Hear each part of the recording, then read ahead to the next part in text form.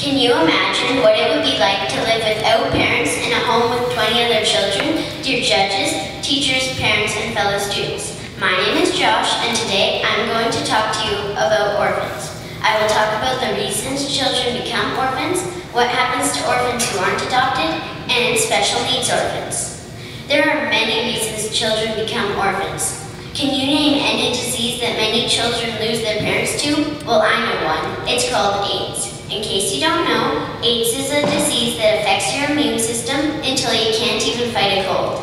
It is estimated that there are over 20 million children that have lost at least one parent to AIDS. That's right, 20 million. That's 10 times the population of Vancouver. Many children become orphans because they have special needs. Some parents abandon their children because they cannot get enough support to raise a child with special needs, or they are just selfish and want a perfect child. Some children also become orphans because of poverty. Some parents can't afford to feed or clothe their children, so they give them up for adoption. Even though they don't want to, it's for the best, because the child could get adopted by a family that could care for them. Some young women that get pregnant by accident are unable to support their child, so they give them up for adoption. By giving them up for adoption, they're saving the child's life because the only other option is abortion. Even though many children become orphans, sometimes it is positive. For example, a child's parents take drugs and their home environment is dangerous or unhealthy. Being put in an orphanage is a benefit to the child and could lead to a better life. Sadly, many orphans aren't adopted. Do you know what happens to orphans who aren't adopted? Since orphanages can't take care of them forever, or they release orphans at a certain age who aren't adopted. Many children end up on the streets barely managing to survive. They could go for days without eating anything.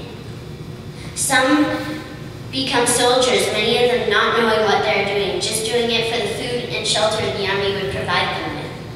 Others become criminals because for them, they learn to survive by stealing. That could lead them to a harsh life in prison. Some also get recruited into the sex trade and become prostitutes. For them, it's the only option of survival. Special needs orphans are a special case. Many are abandoned because in many countries, parents can't get enough support to raise a child with special needs, and few are adopted because few people actually want to adopt a child with special needs. People are often hesitant to adopt a special needs orphan because they do not feel they are equipped or ready to care for one.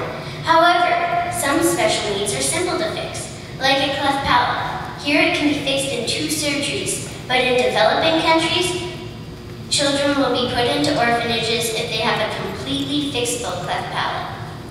I chose this topic because last year, my aunt and uncle adopted, and I saw pictures of the orphanage my cousin lived in.